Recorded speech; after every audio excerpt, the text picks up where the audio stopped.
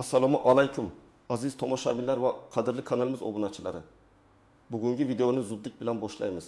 Chunki sizning har bir daqiqangiz, har bir soniyangiz hozir oltin qiymatiga ega. Mening ismingiz. Men ijtimoiy himoya va pensiya ta'minoti bo'yicha mutaxassisman va bugun men sizga shunchaki ma'lumot emas, balki hayotiy muhim ogohlantirishni yetkazaman. Agar siz nafaqaxo'r bo'lsangiz yoki oilangizda nafaqaxo'rlar bo'lsa, ushbu videoni bir soniya ham o'tkazib yubormang. Gap sizning qo'shimcha mablag'laringiz, qo'shimcha to'lovlaringiz haqida ketmoqda. Ularni olish uchun oxirgi muddat juda yaqin. Aynan siz kutganidek. Ba'zi qo'shimcha nafaqalarni rasmiylashtirish uchun aprel oyining oxirigacha muddat belgilangan. Agar siz bu muddatni o'tkazib yuborsangiz, keyin hech qanday imkoniyat bo'lmaydi. Bu juda jiddiy. Shuning uchun darhol kanalimizga obuna bo'ling. Ushbu videoga like bosing va uni do'stlaringiz, yaqinlaringizga ulashing. Bu harakatingiz bilan siz kimningdir moddiy ahvolini yaxshilashga yordam bergan bo'lasiz. Kimnidir qiyin vaziyatdan qutqargan bo'lasiz. Keling muammoning mohiyatiga o'tsak. Oldin qanday edi va hozir nima o'zgardi? An'anaviy tarzda mamlakatimizda ko'pgina ijtimoiy to'lovlar va pensiya ustamalari avtomatik tarzda. Ya'ni pensiya tayinlangan paytdanoq yoki tegishli shaxsni tasdiqlovchi hujjatlar taqdim etilgandan so'ng belgilanar edi. Masalan, nogironlik pensiyasi oluvchilar, urush faxriylari, yolg'iz keksalar yoki boquvchisini yo'qotgan oilalar uchun ba'zi qo'shimcha mablag'lar pensiya jamg'armasi ma'lumotlar bazasi asosida odatda qo'shimcha ariza talab qilmasdan hisoblab kelinar edi. Bu tizim juda qulay edi. Chunki fuqarolardan ortiqcha ovoragarchilik va hujjatlar yig'ishni talab qilmas edi. Axborot tizimlarining rivojlanishi bilan bu jarayon yanada soddalashgan. Ko'plab ma'lumotlar davlat idoralari o'rtasida o'zaro almashinuv orqali taqdim etilar edi. Ammo bilamizki, har qanday tizim takomillashib boradi va ba'zan bu takomillashish yangi qoidalarni yoki shartlarni joriy etishni talab qiladi. So'nggi bir necha oy ichida ijtimoiy himoya tizimini yanada manzilli va samarali qilish maqsadida bir qator o'zgarishlar amalga oshirildi.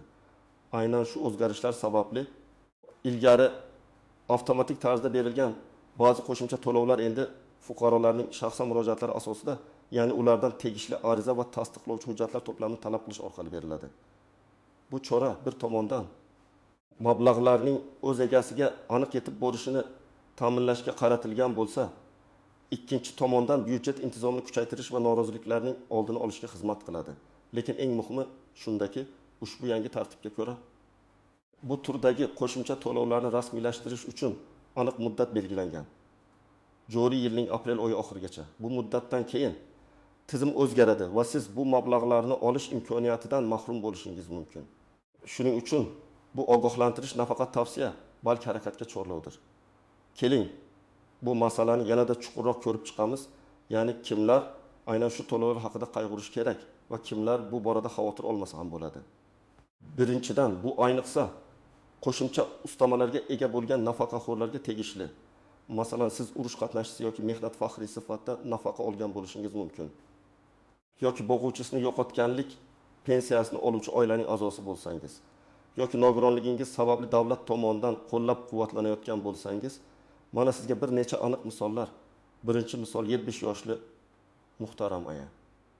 U uzoq yillar davomida mehnat qilib pensiyaga chiqqan. Erini yoshligida yo'qotgan, shundan beri yolg'iz yashaydi. Oldinroq yolg'iz keksa ayollar uchun maxsus qo'shimcha to'lov avtomatik tarzda pensiyasiga qo'shilib kelar degan. Bu uning uchun har oyga 1,000 so'm atrofida qo'shimcha mablag' degan edi. Ammo yangi qoidalarga ko'ra endilikda uning yolg'iz ekanligini tasdiqlovchi hujjatlarni, masalan, mahalla fuqarolar yig'ini tomonidan beriladigan ma'lumotnomani olib borib pensiya jamg'armasiga yoki davlat xizmatlari markazlariga shaxsan ariza topshirish kerak. Agar muhtaram aya buni aprel oyining oxirigacha qilmasa, may oyidan boshlab bu 1,000 so'm miqdoridagi qo'shimcha to'lov uning pensiyasiga qo'shilmaydi. Uning uchun bu juda katta miqdor, chunki u dorilarga va kundalik ehtiyojlariga shu pullarni ishlatadi. Bu pul uning turmush tarzida sezilarli farq qiladi. U bu o'zgarishdan bexabar qolishi mumkin, chunki u internetdan yoki yangiliklardan uzoqda. Shuning uchun uning yaqinlari yoki qo'ni-qo'shnilari bu haqda unga xabar berishlari juda muhim. Ikkinchi misol, 6 yoshli Anvar aka. U ikkinchi guruh nogironi. Uning nogironlik pensiyasiga qo'shimcha ravishda davlat tomonidan qo'llab-quvvatlash maqsadida yana bir ustama to'linar edi.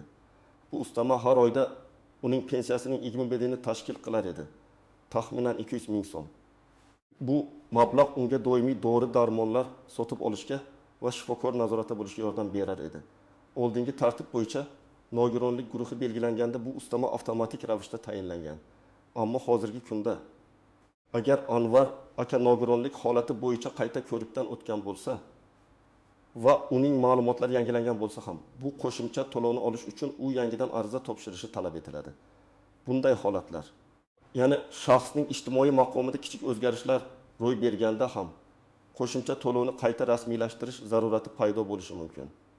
Agar u buni aprel tugaguncha qilmasa, may oyidan boshlab uning pensiyasi 200 ming so'mga kamayadi.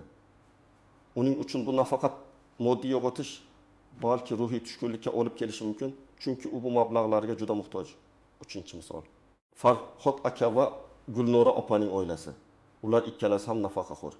Ularning pensiyasi nisbatan kam bo'lganligi sababli ular kambag'al oilalar toifasiga kirgan va ularga har oyda kam ta'minlanganlik uchun oilaviy nafaqa tayinlangan edi.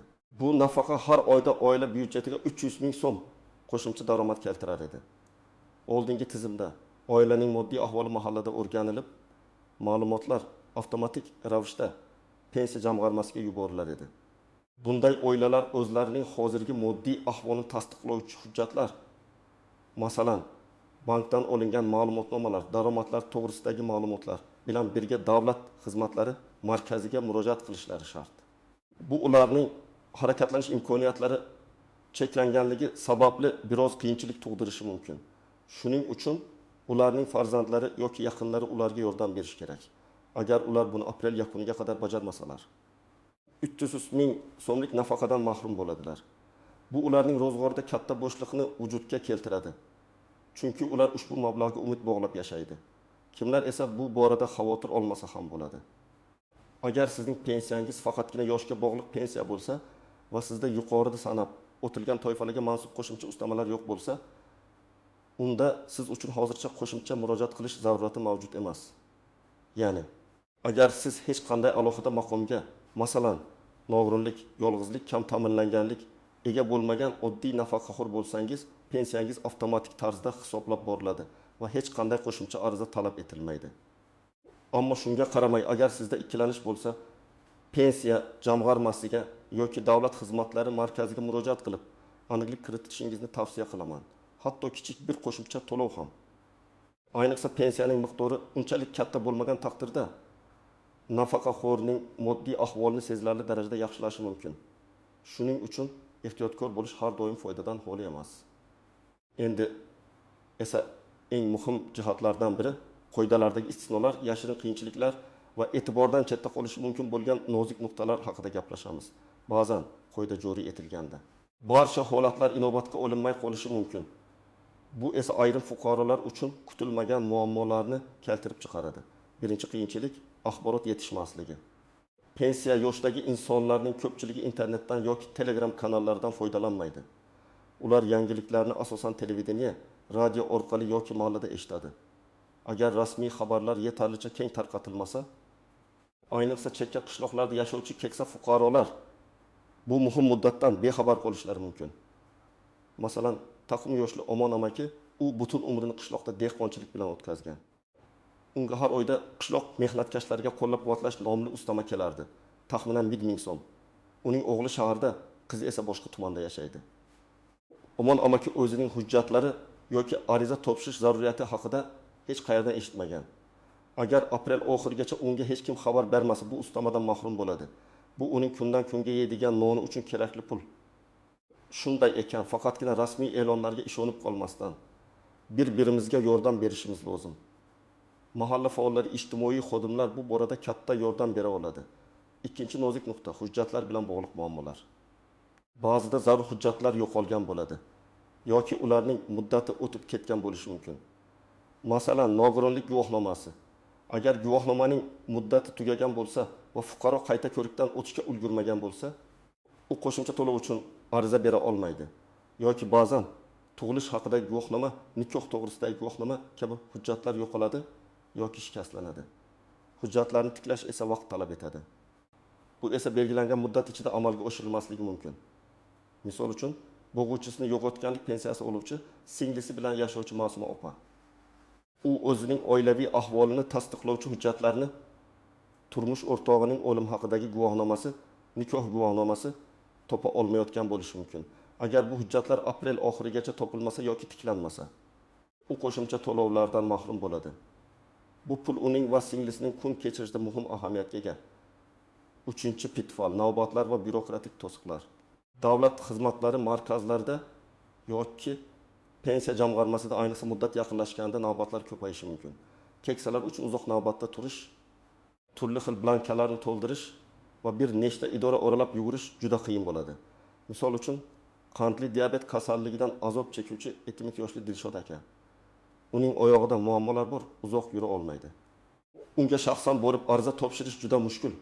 Agar u elektron xizmatlardan foydalana olmasa yoki unga yordam beradigan yaqini bo'lmasa, u qanday qilib bu to'lovni rasmiylashtiradi? Bu yerda uning farzandlari yoki nevaralari yordamga kelishi kerak.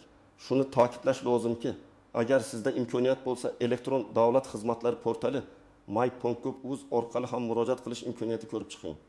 Lekin afsuski, ko'pchilik keksalar uchun bu variant hali ham murakkab hisoblanadi. 4-holat, yashash joyi o'zgarishi. Agar nafaqaxo'r yaqinda boshqa viloyatga yoki tumanga ko'chib o'tgan bo'lsa va uning pensiya ishi hali to'liq rasmiylashtirilmagan bo'lsa, bu ham qo'shimcha to'lovlarni olishda muammolar keltirib chiqarishi mumkin. Pensiya ishi bir joydan ikkinchi joyga o'tkazilishi ma'lum vaqt talab qiladi. Bu muddat ham aprel oxirigacha bo'lgan vaqtga to'g'ri kelishi mumkin. 5-holat. Pensiya fondi bazasidagi ma'lumotlar yangilanmaganligi. Ba'zida shaxsning ijtimoiy maqomi o'zgargan, masalan, turmush qurgan, farzandli bo'lgan yoki aksincha yolg'iz qolgan bo'lsa-da, bu ma'lumotlar pensiya jamg'armasi bazasida yangilanmasdan qolishi mumkin. Shunday holatda ham fuqaro qo'shimcha to'lovdan bexabar qolishi yoki uni olishda qiyinchiliklarga duch kelishi mumkin. Har bir nafaqaxo'r o'zining shaxsiy ma'lumotlari bazada to'g'ri aks etganiga ishonch hosil qilishi zarur. Endi esa eng muhim qismga amaliy maslahatlarga o'tamiz. Siz nima qilishingiz kerak? Qayerga borish kerak? Qaysi hujjatlarni yig'ish kerak? 1. Qayerga borish kerak? Birinchi navbatda sizning yashash joyingizdagi davlat xizmatlari markaziga murojaat qilishingizni tavsiya etaman. Bu joyda barcha turdagi ijtimoiy xizmatlar uchun yagona darcha tizimi mavjud bo'lib, sizga qanday hujjatlar kerakligi va qanday tartibda ariza topshirishingiz kerakligi haqida aniq ma'lumot beriladi. Ikkinchi variant, tuman, shahar pensiya jamg'armasi bo'limiga borish. Aynan bu idora pensiya va nafaqalarni hisoblash va to'lash bilan bevosita shug'ullanadi. U yerda ham sizga batafsil ma'lumot beriladi va kerakli hujjatlarni qabul qilishadi. Uchinchi variant, agar siz uchun bu idoralarga borish qiyinchilik tug'dirsa, ya'ni sog'lig'ingiz yomon bo'lsa, uzoq yo'l bosishingiz kerak bo'lsa, mahallangizdagi hokim yordamchisi yoki ijtimoiy xodimga murojaat qiling. Ular sizga maslahat berishlari, hatto kerakli hujjatlarni yig'ishda va ariza topshirishda yordam berishlari mumkin. Qaysi hujjatlarni yig'ish kerak?